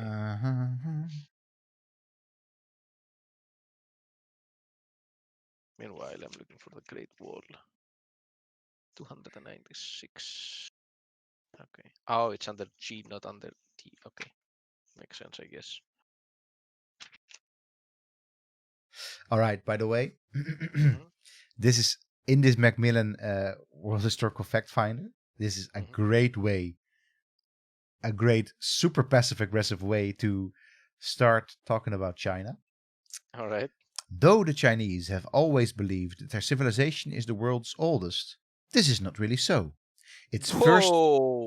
first phase only dates from 1500 BC, a good 1,000 years later than the equivalent cultural level, that of a literate Bronze Age society in the Fertile Crescent. Wow. Wait, it gets even better, quote unquote. Nor did the Chinese have a great deal to offer in the way of new ideas at this stage. Their political organization, their script, their weapons, even their chariots, are all similar in type to their equivalents in Western Asia. What the Okay, fuck? listen up. This gets even better. How? Okay, so Colin McCafferty, I don't think he liked the Chinese very much. No. What the Chinese did have then, as now, was numbers. The China of this period was limited to the valley of the Yellow River, but it contained a population of the same size as the entire Near East. I don't know how to respond to that, other than What is this guy? Trump's doctor or something? yes. Jeez. Wow. There's actually, oh man, there's just actually, this is very, very, there's a lot of stuff in here. All right. Okay. Hit me. Oh well. Okay. Confucius, advisor to the Duke of Lu, who thought that the ruler should be just and moderate, and so by his example bring his subjects to a similar state of virtue. The kings of Qin would have none of this. They believed in terror. A fearful scale of punishments was enacted for every sort of wrongdoing. Okay. Okay. In the short run, as it so often does, this sort of totalitarianism paid off. Oof. Yes. Ah, Okay, here it is. painful. Okay. So basically the first emperor of China. He also showed his intolerance of opposition by persecuting the Confucians and burning their books, and his megalomania by building the Great Wall along the frontier between China and the nomads of the north. Stretching for more than 1,500 kilometers, this extraordinary monument took the labor and ultimately the lives of tens of thousands of Chinese. If nothing else, it demonstrated the power of the Qin state. Well, it's some choice analysis of Man. I don't think that Man. Colin McCafferty had a great love for Chinese civilization. Jeez. All right, let me actually just quickly look up the Civilopedia. Oh, we don't get to do that because we get to talk about trade. But before we talk about, we'll just talk about trade later. I just want to look up the Great Wall first. Yeah. Yeah. Let's look at. Because Oh, that's such a funny drawing. yes. All right. We're gonna read this later. We're gonna shall we actually just go for ironworking? Let's do ironworking. Yeah. Yes. Did we do horseback riding? No, right? No, for some reason, no. Okay. All right. I don't know why we couldn't choose it, but whatever. So what I want to go for, city improvements. I guess the Great Wall will be part of this. Great. No, right? Yes. Great Wall. Oh yeah, there it it is. is okay. Stretching from the Yellow Sea to the Asian deserts, was built over a period of approximately 1800 years. So that's correct, right? Well done, Wiki Crutching. Construction was not continual, but waxed and waned in response to barbarian threats from the north. Barbarians again. Jesus. The wall is 25 feet high and 12 feet thick. It runs 1,500 meters across. The purpose of the Great Wall was to make it difficult for raiders to escape with their booty. Big booty. And therefore discourage invasion. It was not intended to keep invaders out because it would have been prohibitively expensive to keep it manned. What? Yeah, they also comment in the what? in the guide here. They also comment on that. they on what is actually they agree with him, or do they also No. It says okay. Although the manual for Sid Meier's civilization states that the Great Wall was not built to keep invaders out as much as to keep them from getting away easily with the ill-gotten gains of their looting, it is almost certain that the Great Wall had a deterrent effect on invading barbarians. The deterrent effect was primarily that of delaying and reducing the inevitable attacks, not stopping them altogether, but the case has been advanced, as noted by Will Durant in Our Oriental Heritage, that Rome fell because China built a wall. That is, the Huns moved south for easier pickings against the crumbling Roman Empire, rather than attempting to breach the defenses symbolized by the wall. Wow, hot take. Hot Hot take. take. This book, Our Oriental Heritage, has been like one of the things. Like one of them must have just owned it and was like, "Yeah, I'm gonna fact check Civ with this book only." Like, Only. all right, Have you yeah. read it? Have you read this book? No, I'm not gonna. It was a book like from 1935. Get it, It's man. not. Get it. I Yeah, don't know. maybe Maybe. Who like knows? for it seems like No, but this is for them it indirect. was Yeah, important, for them it was important, but for Sid but not Meier probably necessarily not. for Sid. Yeah, Or exactly. for the developers of this game. I mean, So, if I can find it, but also, it might it, indirectly have influenced things that Emmerich said to Sid Meier. yeah. Yeah, But exactly. it is kind of weird to just state that a wall, like if they can get in easily, they can also get out easily. That's sort of how Yeah, it works. yeah, but this thing of good night, JA. Good night, sir. Good night. Thanks for joining us. This thing about walls not being built to keep people out, but to keep people in, has been made at several points. It's not an uncommon argument in the study of walls in general. This just reminds me of one of my favorite magic cards in terms of just flavoring is Cemetery Yeah. Gate. Okay. It's protection from black. It's a 0/5 wall. Yeah. And it's the flavor text is something like some Let me fact check you on some this. gates are not meant to keep things out, but to keep things in. It's roughly Yeah, it that's actually the says it keeps some out, yes. It also keeps others in. yes. It's an even better way of putting it. Cemetery Gate. So Yeah. basically, the Great Wall is the Cemetery Gate version of China, Yeah. according to Sid Meier.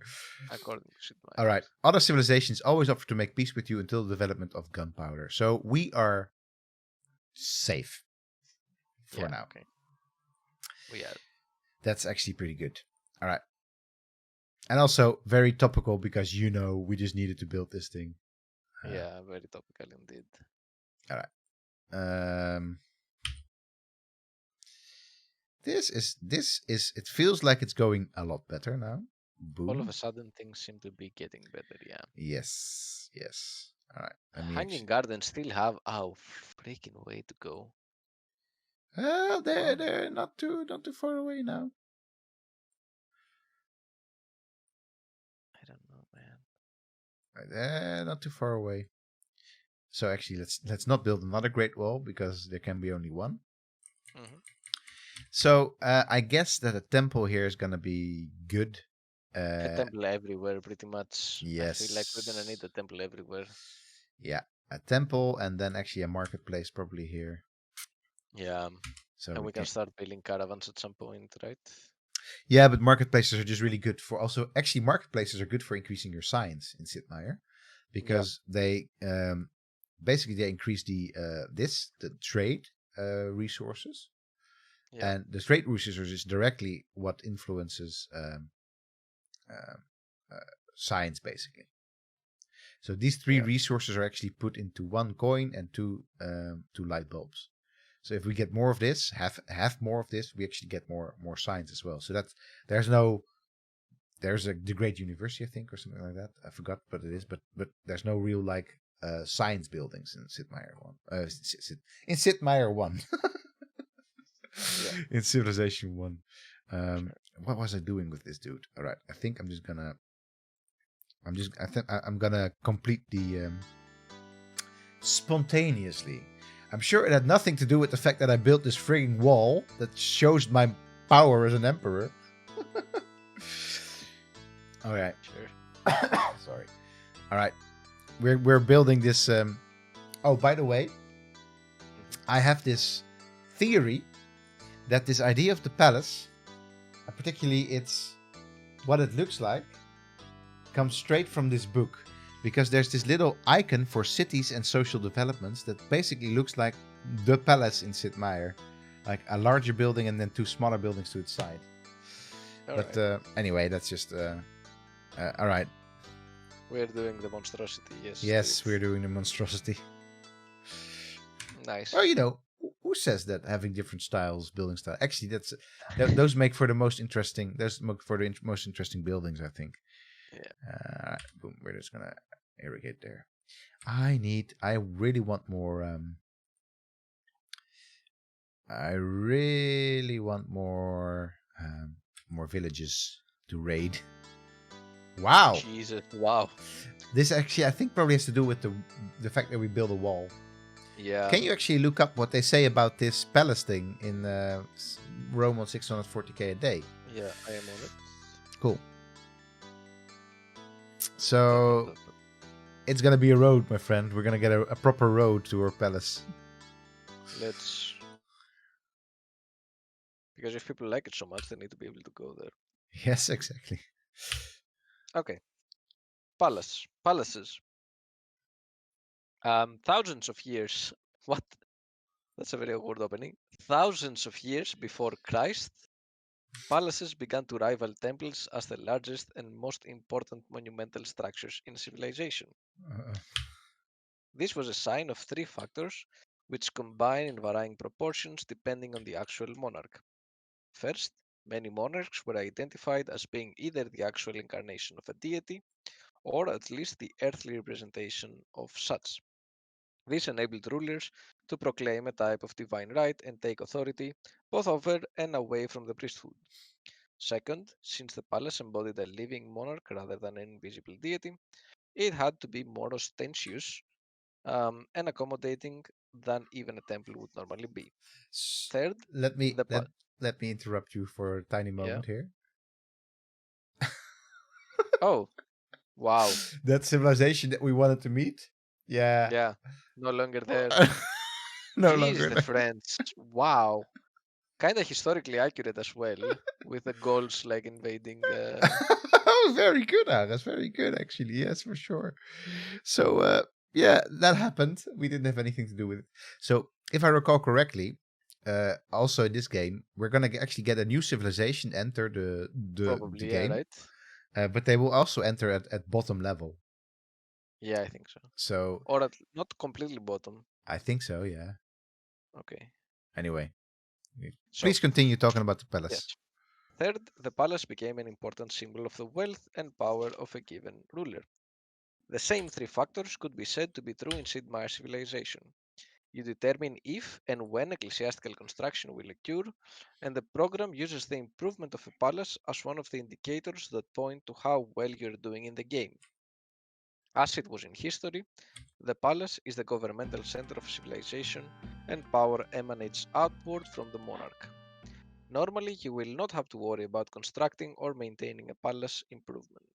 This is because the palace is automatically constructed when you found your first capital city.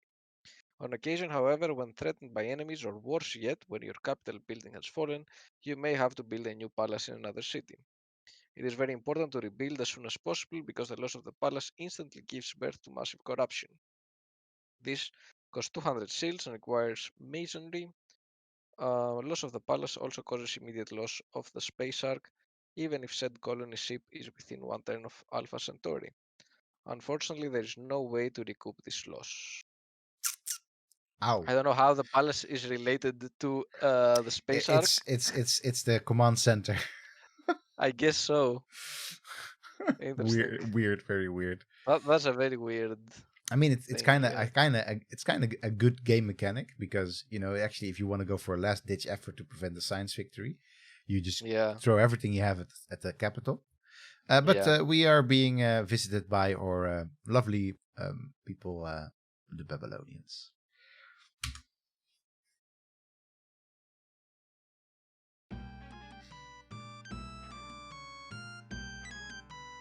Greetings from the most exalted president, Hammurabi of the Babylonians.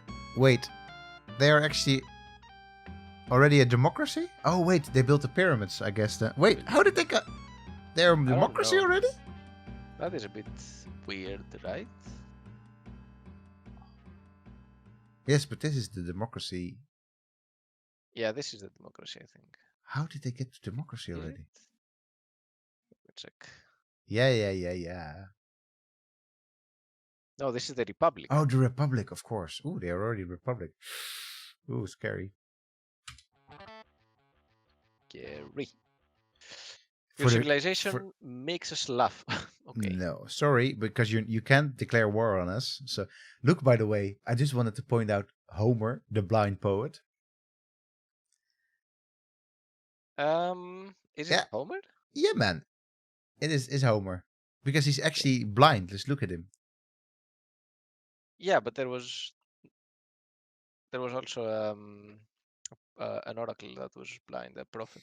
No, this must be Homer, my friend, because look at Yeah. it's like the bear and everything, and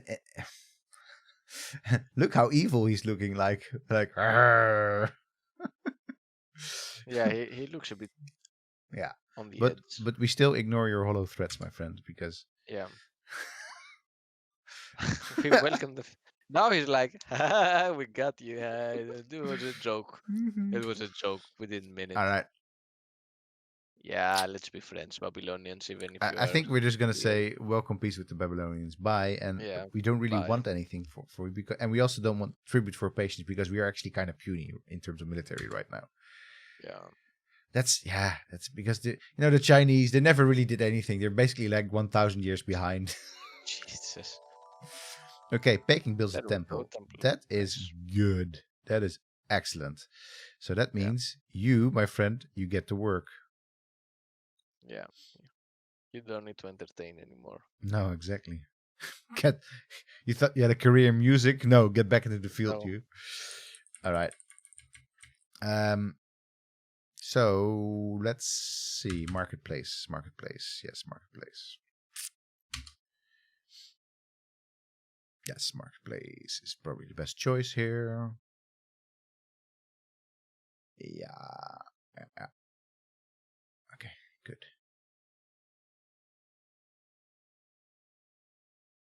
Boom. Shanghai builds hanging gardens. Yes.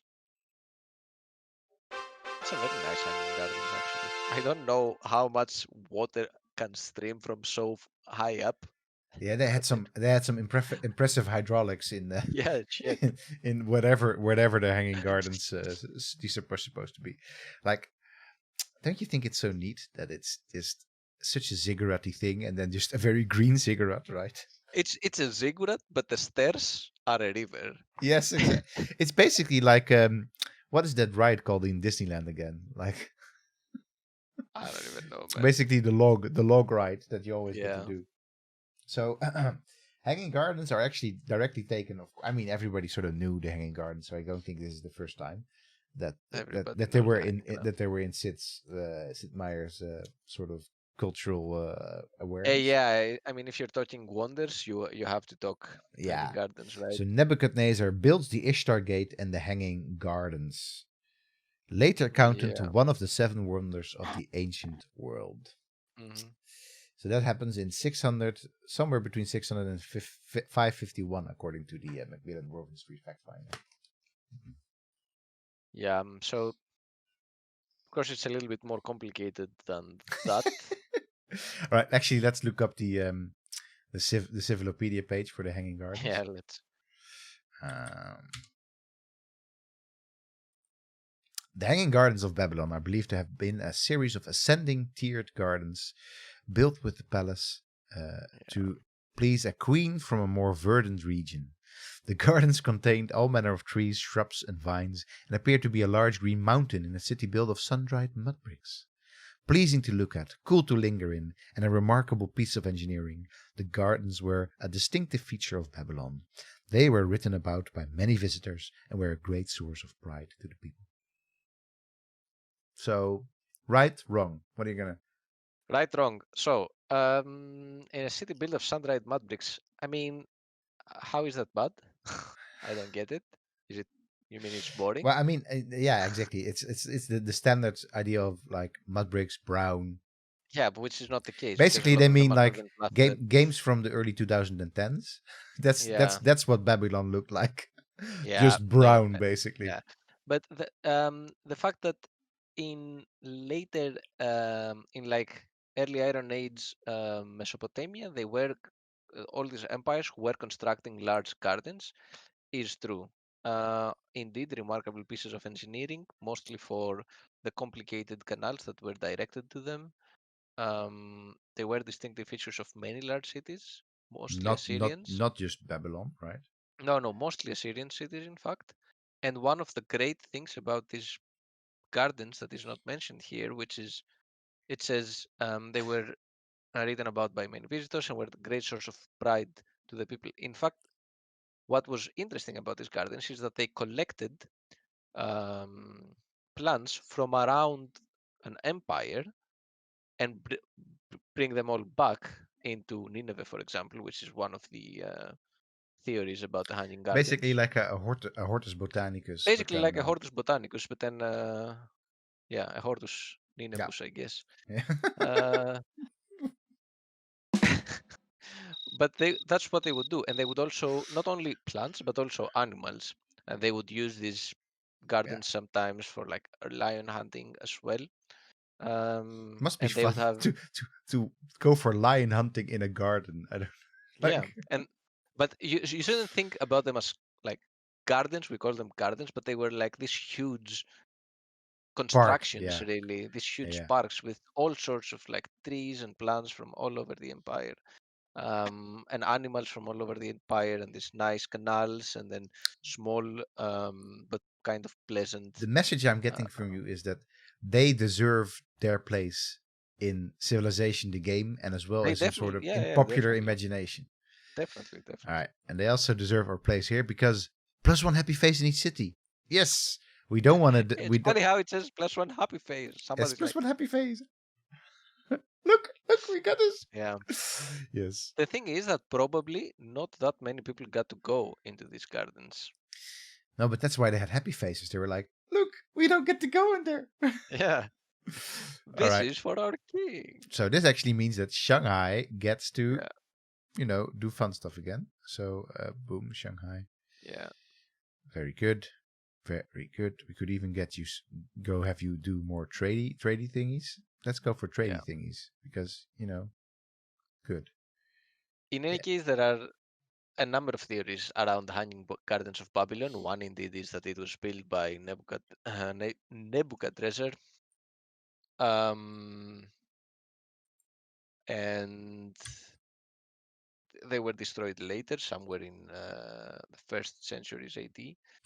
Another one is that it's just a figment of imagination, and another one that is kind of more recent and also kind of getting a little bit more substantiated recently, popularized by Stephanie Dalley, in fact, is the fact that the Hanging Gardens are actually the gardens of Nineveh, the Assyrian capital, and not the the gardens of Babylon.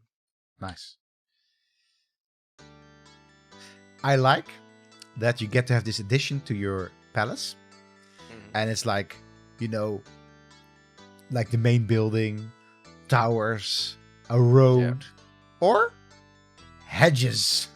Or hedges, yeah. Like, yes, I have hedges. Also, look at how completely asymmetrical these hedges are, but Yeah, well, I mean, we have an asymmetrical palace anyway, so yes, that's only fair. doesn't really matter, right? I am hunting for villages still, but I don't really find them. All right, we actually are doing well in terms of population numbers. I wanna start looking for a third city, probably over here. It's gonna be good. Yeah. So Nanking doesn't get to play with the but With India, basically, right? no, exactly within age. So what I'm gonna do is I'm gonna get the granary, and then after that I'll just build in Nanking. I'll build another settler. I'll just plunk it down somewhere here, I think. Yeah. So this is not going too bad. Yeah, I mean we're very stretched out as an Civ for Civ 1, but that's not too bad actually. I could really do with some more ancient wisdom on the scroll. Some ancient. You know what I need today? Some ancient wisdom. Yes, but I don't think I'm gonna get it because I think that it's already been gotten by the French and etc. So you can start moving to Nanking now. For nowsies, because there's yes. We should also be wrapping up. Yes, we should for sure. Fire unit work there. That's the better square. All right. Let's just. I think baking has grown quite a bit in this stream. Yeah, baking is Doing okay. now really doing very well. It just needed a jump start, and actually, but it will never become as good as Shanghai. So I'm actually gonna say that at some certain point, like baking has to yield this thing over there. Yeah. But yeah, no, I mean we're doing quite. We had a crisis, but it seems like we're doing okay now. Yes, we did have a crisis for sure, but we're doing all right now. So I'm gonna say for this dude over here, build a marketplace. I mean, I could also build a chariot. No, let's go for a marketplace. Let's build a marketplace So, and a caravan, maybe. Yeah, market. Yeah. You don't actually. You can just build them. You don't need it. Yeah, I know, but yeah. Sure. We can build a caravan for sure. Sure. It's an interesting thing to build. We also have the Colosseum if we want more happiness for some reason. Yeah, but here this is small still. So actually, marketplace is better. Even if there's not much trade going on here, it's still the better choice for now. Yeah. I mean, you can also have it just produce at a certain point. You can also just have it produce money, but not just yet. I think. Yeah. Oh no! Actually, no. Now I remember. Like, boom! You cannot have it produce money. You actually have to. Oh.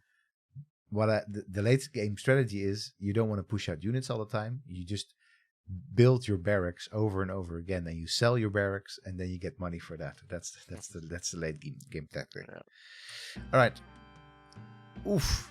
Babylon is killing it. Yes, it is killing it. But we got their hanging garden, so get that Babylon. Yeah, but they got the Great Library, which is an excellent. That means that they're leading the science race, and that kind of is dangerous for us. Yeah. You know what? Let's think about the Great Library at some other point. Remember, for next stream, Ares, we have to Great Library and trade. We have to talk about trade still. Yes, I mean we're definitely gonna talk about trade. So Shanghai builds a temple. That's neat. That's nice. So Shanghai is doing well for now. Yeah, Shanghai is do the Colosseum there, no? I mean, the Colosseum is you can build it everywhere in every city. Yeah, it's not a wonder. It's not a wonder. Yeah. All right. Right. Save game. Doing okay. I feel like we're doing okay. We're not as good as Babylon, but we're doing okay. Yeah, we will have to basically start at some point, maybe band together with the French and just kick Babylon out of the game. Yeah, because we can surround it. Yes. All right. Right. Retire. Let's see how bad we actually are doing. So, we are not doing that great. No, we're not doing that great. Jesus. No, we are. I mean, this will. The Aztec, they are just chilling. They're like skyrocketing. Yeah, so I think Aztecs are probably. So what Aztecs are doing right now is they're building just a ton of cities in America, unhindered by any of us. Mm-hmm. And that's why I sort of oh shit, the Aztecs are in here. Yeah. So what we will have to do probably is do a military conquest of Babylon and then a scientific victory over the Aztec. I think that's. We might even have to do a scientific victory over. Yeah, we have, but we. No, but we are not gonna outpace Babylon anytime soon. We have to really. Yeah. It's not. We're not gonna be able to just get better than Babylon now in science because they're already way advanced. So. Yeah. We'll see. All right. In the meantime, we are already better than Emperor Nero. That's great. That is great, isn't it? It is great.